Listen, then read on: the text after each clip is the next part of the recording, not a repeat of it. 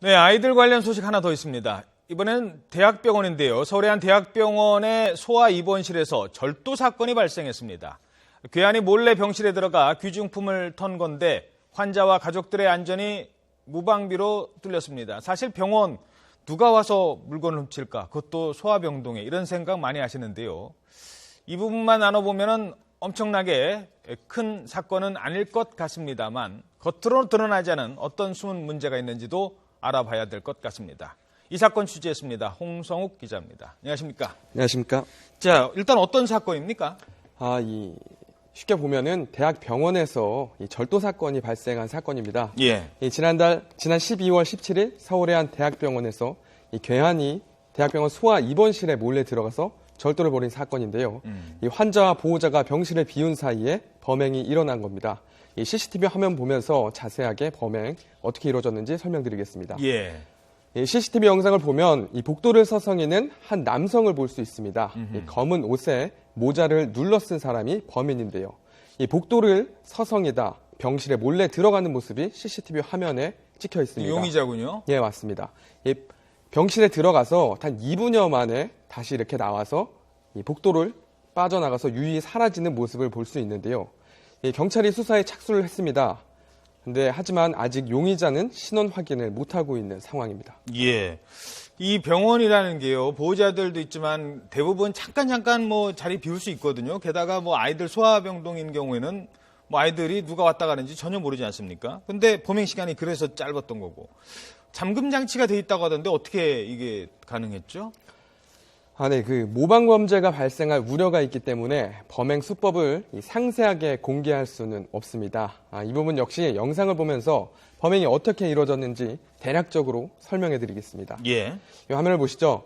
보시는 것처럼 병실 침대마다 번호키가 달린 물품 보관함이 있습니다. 아하. 그런데 이게 무용지물입니다. 제가 직접, 물론 병원에 사전에 동의를 구하지 않고선 이제 한번 제가 직접 가서 직접 예. 열어보는 걸 시도해 봤는데 예. 이 번호키를 입력하지 않아도 큰 어려움 없이 잠겨 있는 걸 이 보관함을 열 수 있었습니다. 저렇게 대충 해도 열리는군요. 예, 그렇습니다. 이 범행 수법이 이 화면을 보시면 이해가 가시는 분들이 아마 있으실 겁니다. 저희가 이런 수법 자체를 좀 확인할 수 있는 영상을 이렇게 공개한 이유는 이 비슷한 범죄가 다시 발생하는 일이 없도록 해당 병원에서 하루라도 빨리 대책을 마련했으면 하는 바람 때문에 이 영상을 공개하고 있는 겁니다. 예, 병원 측 대책은 없습니까? 이미 뭐 틀린 뒤래도 어떻습니까? 병원 측에서 물론 대책이 있었습니다. 대응이 있었습니다. 물론 피해자가 이 피해 보상보다는 사실 재방 방지를 위한 대책과 진심 어린 사과를 병원에 요구를 했는데요. 아쉽지만 이 병원 측에서는 법적인 책임이 없다는 답변으로만 일관했습니다. 네, 이 병원 관계자는 이 병원 측은 물품 보관함에 귀중품을 넣은 환자와 가족의 잘못으로 이 최소한의 시정 장치를 본인들은 갖췄기 때문에 법적인 책임이 없다는 입장만 밝히고 있습니다. 예. 네, 물론 그렇습니다. 이 법에 명시되어 있긴 합니다. 이 병원은 환자가 입원해 있는 병실에 최소한의 잠금 장치를 해야 한다는 것이 법으로 명시되어 있습니다.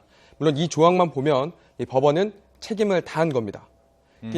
앞서 봤듯이 효과가 없긴 했지만 예. 이 잠금 장치를 했기 때문에 잠금 장치가 있는 물품 보관함을 설치했기 때문에 법적인 책임이 없다는 건데 하지만 이에 상충하는 법이 또 있습니다. 어떤 겁니까?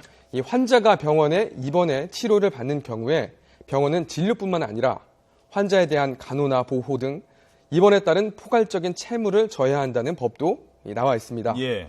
이 환자와 관계없는 외부인이 들어왔을 때 이 발생한 문제에 대해서는 법원이 손해배상을 반드시 해야 한다는 이 조항입니다. 그런 조항이 있군요. 환자와 관계없는 외부인이 들어왔을 때 지금 바로 이런 상황이에요. 병문안 가보셨잖아요. 예, 맞습니다. 병문안 갈 때 누가 어느 병실 갑니까? 물어보지도 않아요. 아무 병실 다 갈 수 있습니다. 이 병원 갔다가 이 병실 갔다가 제재를 안 해요. 웬만한 특실 아니고서는. 예, 이게 문제 아닙니까? 네, 맞습니다. 방금 말씀해 주신 그것대로 이 환자와 보호자들의 안전 문제가 가장 큽니다. 입원실은 몸이 아픈 환자가 치료를 받고 회복을 하는 곳입니다. 이곳을 아무런 제재 없이 오가는 것은 당연히 큰 문제인데요. 하지만 국내 대부분 병원이 비슷한 상황입니다. 병문안을 왔다고 하면 대형 병원의 특실이 아니면 신원 확인 절차는 없는 상황입니다. 예. 이렇게 환자와 아무 관계없는 사람도 입원실을 쉽게 드나들 수 있는 것인데요. 이 괴한이 침입해서 환자나 보호자의 안전을 위협하는 일이 언제라도 발생할 가능성이 있다는 겁니다. 이 절도 사건 피해자의 말 한번 들어보시죠. 그냥 밤에 아예 잠을 못 잤어요. 불안이 혹시나 또 올까봐. 근데 간호사들도 다 여자잖아요. 그러니까 도와줄 사람이 없을 것 같다는 생각이 들어요.